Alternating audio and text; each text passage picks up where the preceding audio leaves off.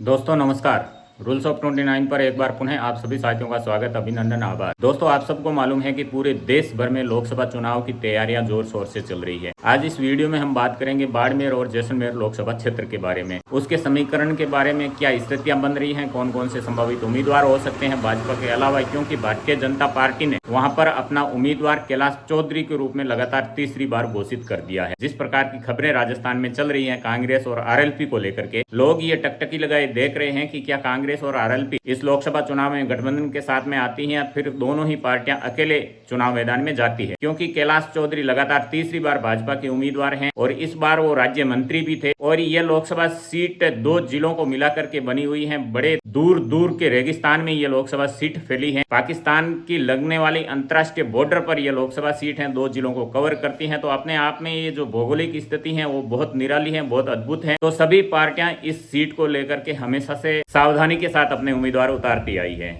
विशेष करके ये सीट कांग्रेस का गढ़ रही है, लेकिन पिछले 2 चुनाव को अगर आप देखें तो हर सीट की भांति इस सीट पर भी भाजपा ने अपना कमल इन रेतीले धरों में खिलाया है। दोस्तों आपने विधानसभा चुनाव को अगर ध्यान से नजदीक से देखा होगा तो बाड़मेर की 2-3 विधानसभाएं ऐसी थी जहां पर पूरे भारत भर की नजर टिकी हुई थी। राजस्थान के 200 विधानसभा सीटों पर चुनाव हो रहे थे, लेकिन ज्यादातर जो नजर थी, जो चुनाव में इंटरेस्ट ले रहे थे, वो बाड़मेर की 3 विधानसभा सीटों पर ज्यादा इंटरेस्ट ले रहे थे। मीडिया भी जबरदस्त कवरेज इन तीनों विधानसभा सीटों को दे रहा था, जिसमें सबसे पहले नंबर पर शिव की विधानसभा सीट थी। वहां रविंदर सिंह भाटी जैसा एक युवा नौजवान एक बड़े धुरंधरों के सामने चुनाव लड़ रहा था। दूसरी जो सीट थी वो बाड़मेर की स्वयं सीट थी, प्रियंका चौधरी निर्दलीय के तौर पर चुनाव मैदान में थी। और तीसरी जो सीट थी वो थी बायतू की सीट। आरएलपी के उम्मीदवार कांग्रेस के बड़े दिग्गज नेता हरीश चौधरी के सामने चुनाव लड़ रहे थे। 2 निर्दलीयों ने यहाँ पर फतेह की। रविंदर सिंह भाटी भी बड़े मार्जिन से जीते, तो वहीं प्रियंका चौधरी भी बड़े मार्जिन से जीती। लेकिन जो तीसरी सीट थी जिनके बीच में जबरदस्त टक्कर थी, आरएलपी उम्मीदवार उमेदाराम बेनीवाल और हरीश चौधरी के बीच में, लास्ट तक ये मुकाबला चला और केवल 900 वोटों से हरीश चौधरी ये चुनाव जीत पाए। तो जब विधानसभा चुनाव की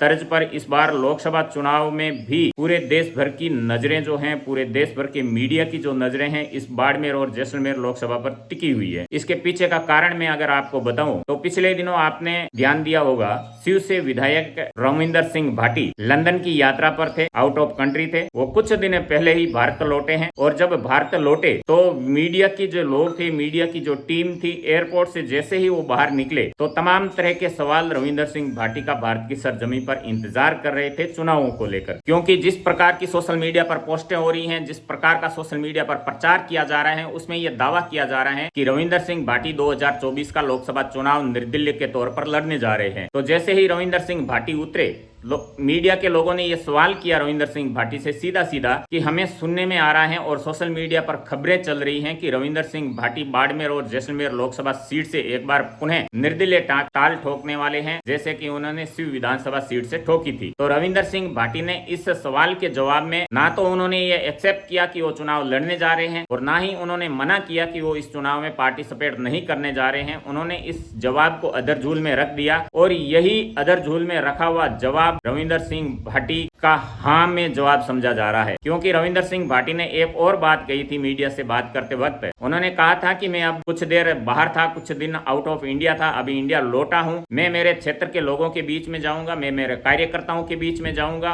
और मेरे समर्थकों के बीच में जाऊंगा, उनसे सलाह मशूरा करूंगा, उनसे राय लूंगा और अगर वो सलाह देंगे कि आपको लोकसभा चुनाव में जाना चाहिए तो डेफिनेटली लोकसभा चुनाव लड़ा जाएगा। रविंदर सिंह भाटी एक बड़ा चेहरा पश्चिमी राजस्थान का उभरता हुआ हम सब देख रहे हैं। पिछले कुछ सालों से इस बंदे ने जबरदस्त मेहनत की है और हर वर्ग के अंदर अपनी एक पेठ बनाई है। रविंदर सिंह भाटी जब से कॉलेज से निकले हैं, इन्होंने छात्र संघ का चुनाव आप सबको मालूम होगा निर्दलीय के तौर पर लड़ा और एक ऐतिहासिक जीत इन्होंने जयनारायण व्यास विश्वविद्यालय जोधपुर में अपने नाम की, जो कभी इतिहास में नहीं हुआ, वो रविंदर सिंह भाटी करते हुए अब तक आगे बढ़ रहे हैं। निर्दलीय के तौर पर उन्होंने छात्र संघ का चुनाव जीता, जो इतिहास में पहले कभी नहीं हुआ। उसके बाद में शिव विधानसभा सीट से निर्दलीय के तौर पर विधायक बने, जो इतिहास में पहले कभी नहीं हुआ। और अब जो खबरें चल रही हैं वो ये चल रही हैं कि रविंदर सिंह भाटी बाड़मेर और जैसलमेर लोकसभा सीट से प्रत्याशी बन सकते हैं। क्योंकि बहुत सारी अड़चनें रविंदर सिंह भाटी के भी सामने होगी कि रविंदर सिंह भाटी ने विधानसभा का चुनाव लड़ते हुए शिव की जनता से बहुत सारे वादे किए थे। ढेरों वादे किए थे, उन्हें विश्वास दिलाया था कि अगले 5 सालों में इन वादों पर काम किया जाएगा। जो भी आपकी मूलभूत समस्या हैं, जो आजादी के 75 साल बाद भी आप तक वो सुविधाएं नहीं पहुंची हैं, उन सुविधाओं को आप तक पहुंचाया जाएगा, इन रेतीले टीलों में लाया जाएगा। तो रविंदर सिंह भाटी के क्षेत्र की जो जनता है, रविंदर सिंह भाटी के सामने टकटकी लगाए हुए देख रही है कि भाटी साहब कब अपने किए हुए वादे को निभाए। क्योंकि जिस प्रकार का प्यार और लाड रविंदर सिंह भाटी को विधानसभा में चुनाव में मिला, शायद ही किसी उम्मीदवार को इस प्रकार का प्यार और इस प्रकार का लाड मिला होगा। अगर रविंदर सिंह भाटी लोकसभा का चुनाव लड़ते भी हैं तो बहुत सारी अड़चने होगी, क्योंकि रविंदर सिंह भाटी को उनके जो विपक्ष के लोग हैं, उनको ना चाहने वाले लोग हैं, उन्हें ये एक तगमा दे देंगे कि रविंदर सिंह भाटी को काम वाम कुछ करना नहीं है, चुनाव पर चुनाव लड़ते जा रहे हैं, क्योंकि जनता का सहयोग है, जनता का प्यार इन्हें मिल रहा है, बोलना अच्छा आता है, लोगों को प्रभावित करने की क्षमता इनमें है। अगर काम करना होता तो ये 5 साल विधानसभा में काम करते, लोगों के बीच उनकी समस्या सुनते। ये महत्वाकांक्षी व्यक्ति है,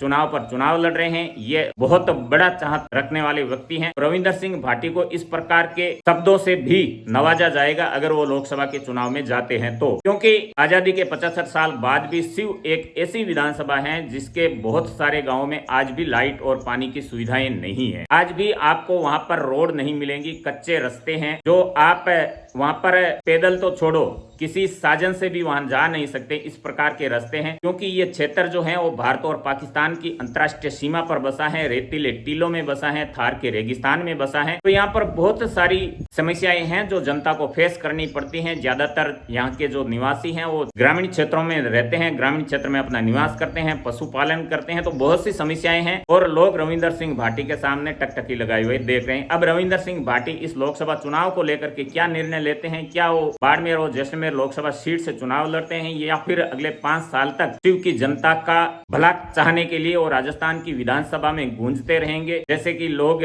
मजाक के तौर पर कहते हैं कि विधानसभा की जो टेबलें हैं उन्हें जरा थोड़ी मजबूत बना दीजिए, क्योंकि रविंदर सिंह भाटी जैसा युवा विधायक विधानसभा में पहुंचा है जो अपनी बात सुनाने में माहिर है, अपनी बात कहने में माहिर है। दोस्तों एक इमेजिन करके देखिए, अगर इस प्रकार की स्थिति हो जाती है तो फिर स्थिति फाइनल स्थिति जो होगी वो क्या होगी। भाजपा से कैलाश चौधरी उम्मीदवार है और आरएलपी और कांग्रेस का गठबंधन नहीं होता है। आरएलपी से उम्मीदवार बेनीवाल उम्मीदवार हो सकते हैं, वहीं कांग्रेस से अगर हरीश रावत या कर्नल सोनाराम उम्मीदवार हो और चौथे उम्मीदवार के रूप में रविंदर सिंह भाटी हो, 4 ये बड़े उम्मीदवार इस लोकसभा सीट पर हो और उसके बाद में जो परिणाम निकलेंगे, मैं आपको कह रहा हूं कि इमेजिन करके देखिए, अपने दिमाग में एक तस्वीर बना करके देखिए और आप कमेंट के माध्यम से अपनी जो तस्वीर निकल करके आ रही है, जो फाइनल तस्वीर, फाइनल आंकड़े जो आपके दिमाग में आ रहे हैं कि इन चारों के बीच में अगर मुकाबला हो तो कौन वो उम्मीदवार होगा जो इस चुनाव को जीत लेगा, इस चुनावी जंग को, और लोकसभा तक का सफर तय कर लेगा। आपके दिमाग में जो तस्वीर सामने आ रही है उसको हम तक पहुंचा सकते हैं। दोस्तों एक बार पुनः आपसे निवेदन करते हैं कि चैनल को सब्सक्राइब करें, वीडियो को लाइक करें, अपने दोस्तों के बीच में साझा करें। आपने अपना कीमती समय दिया उसके लिए बहुत बहुत आभार। अपनों का ख्याल रखते हुए हमसे जुड़े रहिएगा। धन्यवाद।